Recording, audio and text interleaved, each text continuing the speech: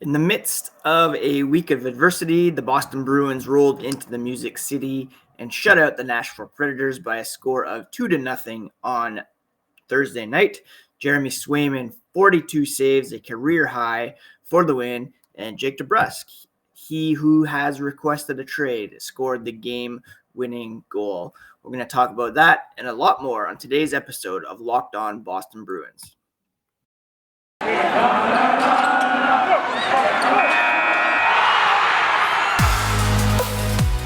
You're Locked On Bruins, your daily podcast on the Boston Bruins. Part of the Locked On Podcast Network, your team every day.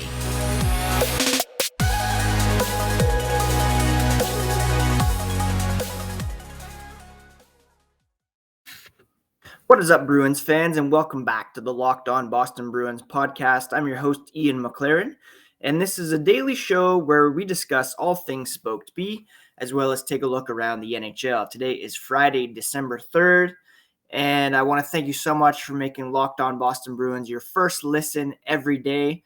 We are free and available on all podcast platforms, so if you're an Apple user, Spotify, still time to get us on your Wrapped or get an early start on 2022. Pocket Cast is what I use on my Android. Please do smash that subscribe button, not too hard, or you will hear from the Department of Podcast Safety. Also on YouTube, so please do subscribe there as well. Be great to get the follower count up and up and up, and that would be greatly appreciated. If you are on Twitter, you can follow the podcast at Locked NHL Bruins. Same handle on Instagram, and you can find me, my dad jokes, and hockey tweets at Ian C. McLaren. Bessie, our cat, has found half of a Pokeball this morning, and she is just hammering it all over the tile floor. So if she gets a little wild, I might have to jump out and snatch that from her. Anyways, it is Friday. We're nearing the weekend. The Boston Bruins kicked off their December schedule with a win on Thursday against the Nashville Predators. Going to talk about that here on today's podcast, and then kind of just get a bit of a pulse check and look at the Atlantic Division power rankings. Jeremy Swayman, like I said, made a career high 42 saves to pick up his and the team's first shutout win of the season, 2-0 over a Nashville team that has a lot of offensive threats. This wasn't an easy shutout by any means. Swayman, ever humble and putting it on his teammates, said it was fun to watch. The guys were taking pride in the defensive zone and also in the offensive zone. He had the best seat in the house watching them work, playing together. A lot of talk out on the ice, a really fun game to be a part of, and a great team win. Assistant coach Joe Sacco, who once again was the bench boss in the absence of Bruce Cassidy, still out on COVID protocols. He agreed with Swayman, saying the guys competed really hard. Wasn't an easy game. When they got that 2-0 lead, the Predators pushed hard, but he liked the way they competed. They were blocking shots sometime in the offensive zone, but they just battled hard. Swayman came up with some big saves, and the guys were ready to play, and that's important. It feels good, especially for Sacco, as he's, interim head coach, hasn't been a head coach since 2013, so it must feel good for him to get that W on his coaching record as well. Swayman, again, just looked so good. He was tracking pucks very well. Wasn't prone to those big rebounds that he had in his previous start. And Swayman becomes the fourth Bruins goaltender to record a 42 or more saves shutout, joining Bill Ranford, who did it 3 times, Tim Thomas, who did it twice, and Jonas Gustafsson. So not even Tuukka Rask has recorded a shutout where he posted more than 41 saves or 42 saves anyways. Jake DeBrusk, he came up big for the Bruins. It was the only goal that they really needed. Of course, a 2-0 shutout. He scored the first goal that turned out to be the game winner. He drifted into the slot, took a feed from Craig Smith, on the power play, launching a wrister over the right shoulder of UC Saros. Sacco said, Jake played pretty good tonight, a good game. Hopefully he can build off that too. Like they've been saying throughout this week with the trade request going on, they just want Jake to help the team any way possible. And he came up with a big goal. Skating well, moving well, and he competed. DeBrusk, of course, did not meet with the media after the game. Looks like it was only Joe Sacco since it was a road game. A lot of criticism levied on DeBrusk for not addressing the media in light of his trade request. People jumping on the softness of the NHL, as cited by Brad Marchand the other day with DeBrusk's mom going at Joe Haggerty on Twitter. I contend that he probably should address it. He doesn't have to address it. Nobody is forcing anybody else to address it other than people who are asking those questions of players who are not Jake DeBrusk. And that's, I think, the point that his mom was trying to make on Twitter, that nobody's forcing these guys to talk. The question was asked to Taylor Hall the other night. He answered it honestly and seemed to, be supportive of DeBrusk. And, on this night, he scored a goal. He helped the team win. He's still a member of the Boston Bruins for the time being. And as long as he is, then he's expected to play hard and contribute. Brandon Carlo scored the second goal of the season, his second of the season, just 30 seconds into the middle frame. Erik Haula got the assist on that one after being scratched lately. He came in, played a very strong game. He almost scored pretty early in the game, hitting a post. He said he felt good. Solid effort. It was fun playing with Craig Smith and Charlie Coyle.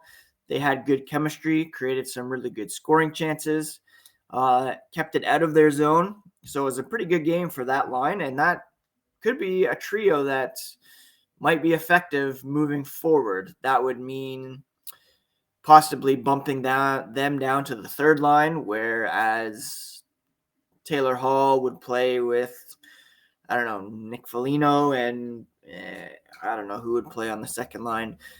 But for the time being, that was a pretty good trio for the Boston Bruins. And again, Haula playing on the wing for the first time. He said when he first signed with the Bruins, he talked about priding himself on versatility, being able to play anywhere that he's put. And that kind of summed it up last night. If it's the wing, center, just focusing on his game, winning puck battles, moving his feet, being dangerous off the rush, and creating it. And he was successful at that last night. Craig Smith returning to Nashville for the first time since signing with the Bruins. He had a video tribute. He wore the A in Marchand's absence, and he looked pretty good in this one. One of the only bad news items for the Bruins in this game was the early exit of Jakobs Borrell. He was hit by Tanner Janot along the boards in the second period, needed assistance from the trainer and his teammates to get to the dressing room, appeared to struggle to put some weight on the right leg. No update after the game. He did not return with what is labeled a lower body injury.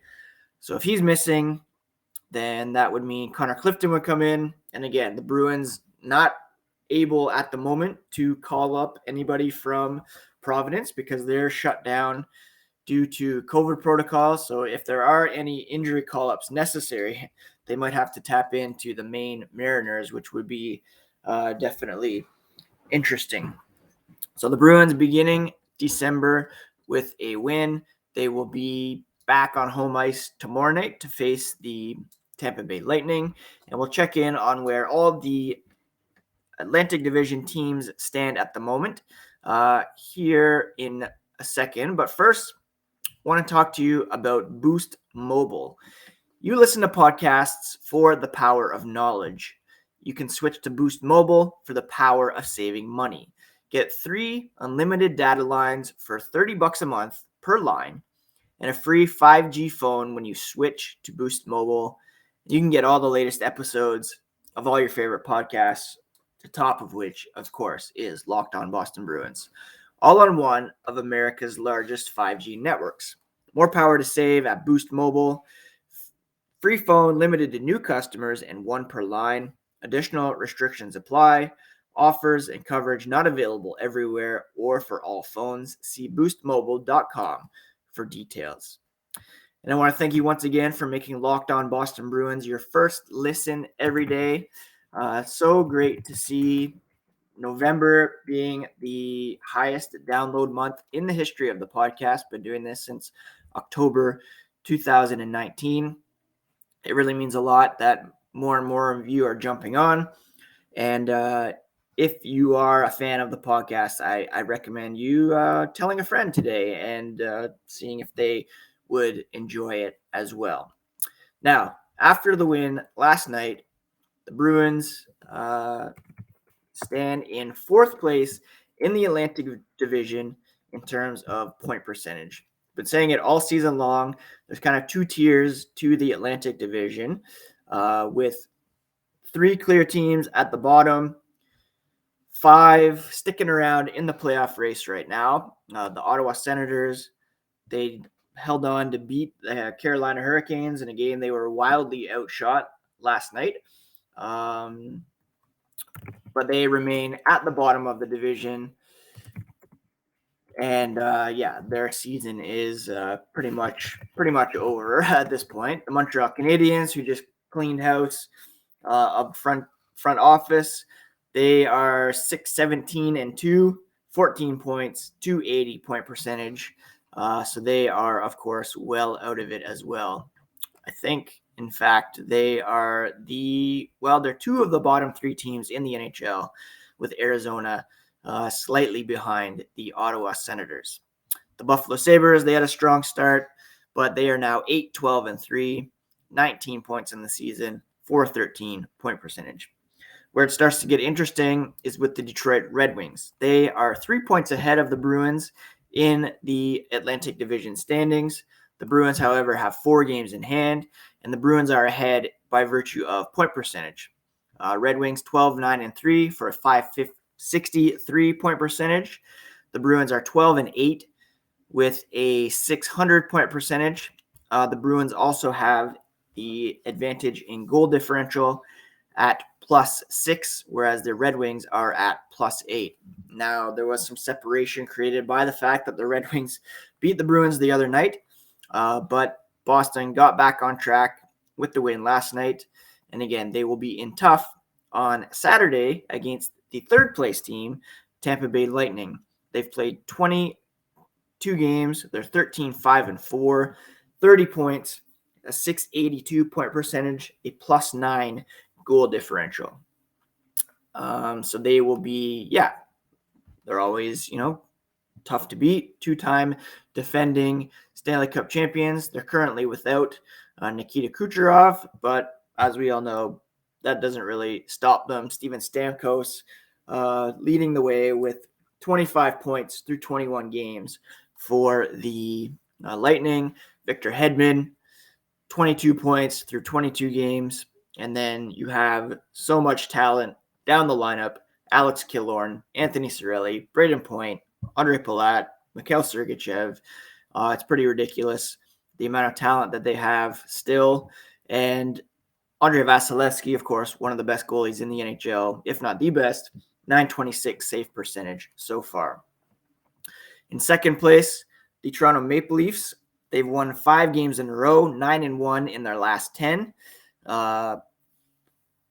35 points. You know what? I'm going to put them in first place, actually, despite the fact they're a bit behind the Florida Panthers in terms of point percentage. They are the hottest team in the NHL, +22 goal differential. And I'm going to put the Florida Panthers in second. They're both tied with 35 points. Florida has a slightly better point percentage, 761, slightly better goal differential at +25. But the Leafs, 5 wins in a row, 9-1 over their last 10, and that eclipses the Panthers for me. So we're going to go Toronto, Florida, Tampa, Boston, Detroit, Buffalo, Montreal, and Ottawa. Now, just to show you how the Bruins stack up in terms of underlying numbers, shot attempt differential at 5-on-5. I look at 5-on-5 because that's where the majority of the game is played. They are fourth in the NHL, 54.32%. So that means, they have, they're regularly out attempting the opposition. Attempts are one thing. What about shots? In shot differential, the Bruins are number one in the NHL. They have 580 shots for at 5-on-5, 447 against for a 56.48 rate or differential there.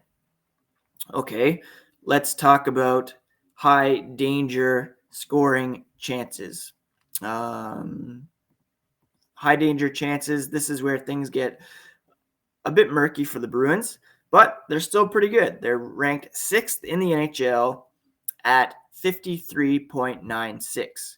I talked the other day about how they have the fewest high danger chances for in the NHL, tied with Chicago, but that's by virtue of the fact that they've played so few games. If you look at how many high danger chances they're generating in relation to the opposition, they rank 6th in that category. Tampa's first, Florida in 7th, the Leafs in 9th. So the Bruins second in the Atlantic in that category. Again, where they're getting stuck is actually converting. They remain 32nd in the NHL with a shooting percentage at 5-on-5 of 5.86. Their save percentage rising a little bit. They're now 23rd at 91.5. So the goaltending coming around a bit. But that lack of finish when it comes to 5-on-5 scoring is what is keeping the Bruins down. Again, they're getting shot attempts. They're getting shots on goal. They're getting high danger chances on average more than the opposition. And so all that together leads me to believe that there are better days ahead for the Boston Bruins. And they should be very well set in terms of a playoff spot. Right now, they're a point back of Pittsburgh, 3 points back of Detroit for a wild card spot, but they have a better point percentage than both of those teams. Might be a bit of a challenge to get into a top 3 Atlantic spot, but that might not be the worst thing, really. If they finish in the first wild card spot, they would play the second or the first in the Metro, really, if the Atlantic team finishes first in the East, which it looks like it might happen unless the Capitals move up. So we know the Bruins beat the Capitals in the playoffs last season, and once you get in there, anything can really happen. So I'm not worried about a playoff spot at this point by any stretch of the imagination. So that's where the Bruins stand in the Eastern Conference in the Atlantic Division. And we'll update this every week as well, usually on Tuesdays, but it's been such a crazy week, I hadn't been able to get to it as of yet. If you're going to bet on where the Bruins finish in the regular season, BetOnline has you covered all season for props, odds, and lines. Football season, marching towards the playoffs. It's your number one spot for all sports action this season. BetOnline has a new updated desktop or mobile website. You can sign up today and receive a 50% welcome bonus on your first deposit by using promo code LOCKEDON. They have you covered from hockey, basketball, football, boxing, UFC, even some of your favorite Vegas casino games. So don't wait to take advantage of all the amazing offers available for 2021. That's at BetOnline, where the game starts. Now, Christmas is coming up. You want to grab a protein bar that tastes like a candy bar, or even better than a candy bar? Built Bar is filled with so much holiday goodness, rich with decadent flavors, covered in chocolate, but amazingly low in calories, sugar, net carbs, and fat, high in protein. You get the best of both worlds. There's so many flavors, you'll have a hard time choosing. Raspberry, mint brownie, cherry, double chocolate, cookies and cream, peanut butter brownie. Built Bar gives you that extra fuel you need to bust down those mall doors, battle all the holiday shoppers, to get through your family gatherings. People are so passionate about their favorite flavors. Santa is going to be bombarded with letters asking for Built Bars in your stocking. If you want to cozy up to something warm, dip your Built Bar into a piping hot cup of cocoa, let it melt a little, and give your beverage a bit of that Built Bar flavor. Right now, you can go to built.com, use promo code LOCKED15 to get 15% off your order. Need to get your hands on Built Bar Puffs. They're light, fluffy, marshmallowy through and through. Use promo code LOCKED15 to get 15% off your next order. Now, it is the weekend. I hope you all have some holiday fun planned. We are going to go cut down a tree tomorrow, which is a family tradition here around the McLaren home. So that will be fun. Get that put up, decorated in time for a game against the Tampa Bay Lightning on Saturday night. And maybe I've been watching Money Heist. I know there's a new season of that out, but I'm still on part 3. So I'll be watching that. And just enjoying the holiday spirit. What else is going on around the NHL? The New York Islanders, they came back from their COVID pause and lost their 9th in a row. There are some players that have been added to the COVID list as of late. And again, it's something to keep an eye on as a decision on the Olympics will have to be made soon. Former Boston Bruin goalie Malcolm Subban was acquired by the Buffalo Sabres from the Chicago Blackhawks for future considerations. They really needed help in net, and we'll see if he's got a revenge game in him at some point. The Montreal Canadiens, like I mentioned, went through a big front office shuffle, likely be trading some players. One player who has apparently some high value will be Ben Sherratt, 30-year-old blue liner, set to become an unrestricted free agent next summer. He is a former Guelph Storm player. He won a championship with the Storm in 2014. Pierre LeBrun believes he could get a first-round pick, which would be pretty amazing for the Canadiens, really. Lack of quality rental defensemen could push the market in a big way, so that's something to keep an eye on for the Boston Bruins, as they will likely be looking to add help on the blue line prior to the trade deadline. Maybe that's something they'll target in the Jake DeBrusk trade, but if not, there will be names like John Klingberg, Mark Giordano, Hampus Lindholm, Josh Manson, P.K. Subban. All of them are pending UFAs who could be available prior to the trade deadline. What else is going on? That's pretty much it, I think. The Ottawa Senators, they're in last place, but they could be on the verge of making a move. Not really selling at this point yet, but looking to make a move in order to, appease the fan base, build on their young core. They do have some pretty talented young pieces, and they don't want to necessarily just tank the season, although another high draft pick wouldn't be a terrible thing for them. Speaking of COVID, Brendan Gallagher of the Montreal Canadiens, he will be out for 10 days in COVID-19 protocol. I don't believe the Bruins are scheduled to play the Canadiens. Well, they're scheduled to play them on the 18th of December after this game against Tampa on Saturday. Next week, they'll be on the Western Canadian road trip to Vancouver, Edmonton, Calgary, come home to play Vegas, and then they will go and play the Islanders, Canadiens, and Senators in a back-to-back. Speaking of the Senators, treated myself to an early Christmas present. We're going to be going to the game in Ottawa on December 29th, the Bruins and Senators. So I'm very much looking forward to that. Anyways, that's it for today's episode of Locked On Boston Bruins. I hope you all have had a great week. I hope you all have a fantastic weekend. And we'll be back here on Monday with a brand new episode of Locked On Boston Bruins, part of the Locked On Podcast Network, your favorite team every single day, and perhaps on Sunday as well with a bonus episode, mini episode to recap the game against Tampa on Saturday. All right, take care, friends. Have a good weekend.